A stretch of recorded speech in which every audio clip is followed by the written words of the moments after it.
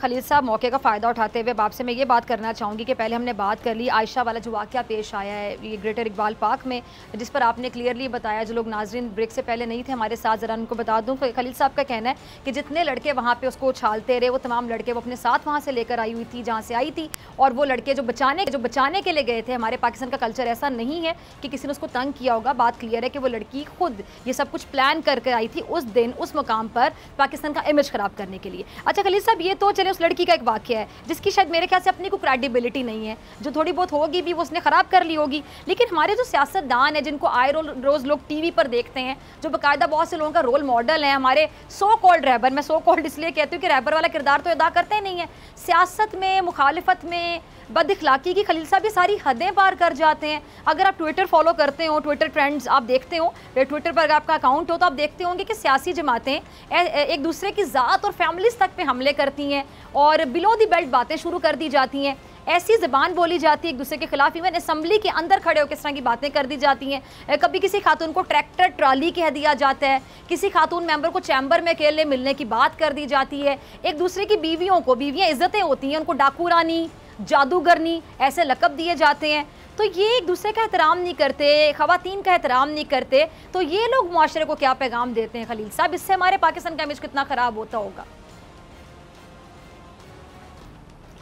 पहली बात तो ये है फिज़ा कि ये दुनिया का सबसे बड़ा झूठ है कि हमारे सियासतदान और असम्बलियों में बैठने वाले लोग किसी भी तरह हमारे रोल मॉडल हैं। ये तो वो झूठ है जो हम मुंह पर खड़े होकर बोलते हैं। दूसरी बात यह है, इसका नाम रखा हुआ है मुक़द्दस ईवान। ये मुक़द्दस ईवान नहीं है, ये वो अखाड़ा है जिस पर दुश्मन पहलवान एक दूसरे से उलझने के लिए आते हैं। और इन्होंने असल में प्रॉब्लम क्या है, मैं शुरू से इस घटिया पार्लिमानी निज़ाम का मुखालिफ हूँ। अल्लाह करे कि हमें इससे किसी रोज़ निजात मिल जाए। वरना मैं आपको बताऊं, ये पार्लिमानी निज़ाम सिर्फ एक ही सूरत चल सकता है। पहले तो लगता था कि मैं जोक कर रहा हूं कि जिस आदमी ने वोट दिया है ना, उसके पास वोट वापस लेने का हक भी हो। फिर ये बड़े बंदे के पुत्र बन जाएंगे और ये किसी की तौहीन नहीं करेंगे। और सिर्फ ये इल्ज़ाम ना दीजिए कि वहाँ मर्द औरतों की बेइज्जती कर रहे हैं। ये जो जुमला है ना, जंतर मंतर और जादूगरनी वाला, ये औरत और कितनी औरतें हैं नून लीग की जो इस तरह के जुमले आके शोज़ में इस्तेमाल करती हैं। तो ये दोनों तरफ से हो रहा है। जिस तरह के जुमले अगर ये मर्द उनको बोलते हैं, तो जिस तरह के जुमले नून लीग वाले इमरान खान के बारे में इस्तेमाल करते हैं, क्या वो जायज़ हैं? हाँ, क्या लड़कियों को, औरतों को हक है कि वो मर्दों की बेइज्जती करेंगी? नहीं, बिल्कुल भी ना नहीं। मर्दों को हक है कि ऐसे ईमान में जहां आप लोगों से भीख मांगे हुए वोट लेकर पहुंचते हैं, आप किसी खातून की, ना ये इजाज़त है किसी खातून की बेइज्जती की जाए और ना किसी खातून को इजाज़त दी जाए कि वो किसी मर्द की बेइज्जती करे। ये अगर जब तक आप ये वाली नोशन से बाहर नहीं निकलेंगे कि जनाब खातून की बेइज्जती हो गई, अरे भाई मैं लानत भेजता हूँ उस शख्स के ऊपर जो खातून की बेइज्जती कर रहा है, लेकिन वो ठीक वही लानत उस औरत के ऊपर भी भेजिए जो किसी मर्द की बेइज्जती कर रही है। बिल्कुल बिल्कुल।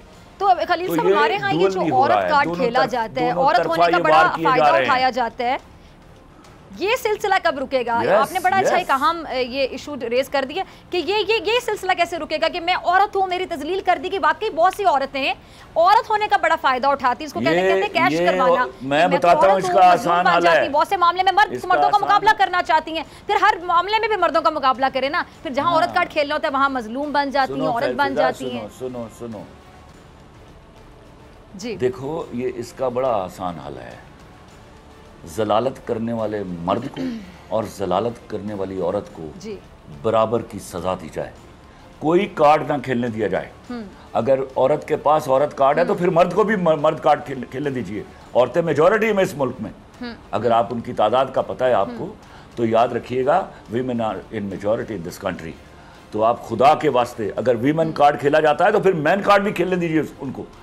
ये वाला ढकोसला बंद कीजिए, जो जुर्म कर रहा है उसको सजा दीजिए, ताकि दोनों फरीक जो हैं वो अपने इबरतनाक अंजाम से डर जाएं। अगर एक स्पीशीज डरती रहेगी और दूसरी स्पीशीज जो है वो आड़ लेकर अपने औरत होने का दावा बोलती रहेगी, तो खुदा के वास्ते एक हैजान बपा रहेगा इस माशरे में, और इस हैजान में बड़े सारे गुनाह होंगे जिनको आप बर्दाश्त नहीं कर सकेंगे, क्योंकि इवेंचुअली दुनिया की तारीख अभी इतनी जल्दी बदलने वाली नहीं है कि कहीं औरतों की हुकूमत आ जाएगी मर्दों के ऊपर। ऐसा नहीं होगा, और इस खौफ से डरिए।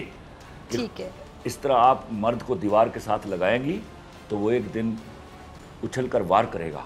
ये कार्ड मत खेलने दीजिए। जो कल्प्रिट है उसको कल्प्रिट कहिए, जो वो जो मुजरिम है उसको मुजरिम कहिए, वो औरत हो या मर्द। जो गाली के लायक है दोनों उसको गाली दीजिए। और खुदा के वास्ते किसी एक मर्द के गुनाह की आड़ लेकर दूसरे मर्दों पर इल्ज़ाम ना लगाइए, और किसी एक औरत, घटिया औरत की आड़ लेकर दूसरी औरतों पर इल्ज़ाम लगाइए। मेरे मुल्क की औरतें मेरा प्राइड हैं। They are wonderful women on earth. उन्होंने बड़ी कुर्बानियाँ दी हैं इस सोशल सेटअप को बचाने के लिए। अल्लाह के वास्ते बिल्कुल ये चंद छिछोरी औरतों को हवर ना करने दीजिए। ये बड़ा ज़रूरी हो गया है कि इनके मुंह में जो आए ये बोल दें। खलील साहब, इस अब मौके देखिए का ना, फायदा एक नया उठाते वतीरा, एक मिनट समझो, एक मिनट सुनो फिजा, एक मिनट, एक नया वतीरा पॉलिटिकल जमातों ने क्रिएट किया है। वो क्या करते हैं, अपने तर्जुमान के तौर पर अपनी औरतें ले आते हैं, ठीक है। अब ये मुश्किल हो जाए, वो जो मुंह में आए बोलती हैं, और मर्दों को वहां जानबूझ के किया जाता है। आपको लगता है जो वीमेन का कार्ड है, ये भी कार्ड खेलने के लिए औरतों को तर्जुमान बनाया जाता है आपके मुताबिक, और जो महाबदतमीज औरत है वो उसको तर्जुमान बनाया जाता है। ये गलत तरीका है। इसने हमें जो देखने को दिया है, हमारे बच्चे जो देखकर जवान हो रहे हैं, यानी पार्टी की जो तर्जुमान औरतें आपके मुताबिक वो महाबदतमीज औरतें इस टाइम पे मुल्क की। ओह यस, या वो जितनी बदतमीजी करती हैं, यहाँ जितने झगड़े होते हैं टीवी के ऊपर, वो देखने के लायक हैं, और शर्म आती है उनको देखकर। और वो क्या कल्चर प्रिवेल कर रहे हैं सारे बैठकर वहाँ। खुदा की कसम ये बहुत बड़ा जुर्म हो रहा है। बजाय इसके कि अच्छे लोगों को, नफीस लोगों को वहाँ लाया जाता, वो अपना अपना मौक़िफ़ बयान करते, एक दूसरे की बात ना काटते, जो सबसे बुरा कल्चर है, जिसको बाकायदा एक रस्म की तरह अडॉप्ट कर लिया गया है कि आप बात कर रहे हैं, कोई भी बात काट लेगा। No, that should not be allowed. जी, आपको जितने ये अगर रोल मॉडल बनना है इन्होंने, ये वहाँ तमीज़ का मुजाहरा करें। ये तमीज़ का मुजाहरा करेंगे तो इनको देखने वाले इनसे कुछ सीखेंगे। सब्र से काम ले वहाँ। वो सब्र नहीं है, ठीक एक है। दूसरे को अच्छा काट खाने को दौड़ते हैं। आपकी मौजूदगी का फ़ायदा उठाते हुए मेरे पास आखिरी 3 से 4 मिनट हैं, फिर मुझे क्लोजिंग की तरफ जाना है, तो मैं एक और सवाल पूछना चाहूँगी। चूँकि आपकी फील्ड है, आप ड्रामाज लिखते हैं और एक से बढ़कर एक आपने सब्जेक्ट चूज़ किया, बहुत अच्छा लिखा।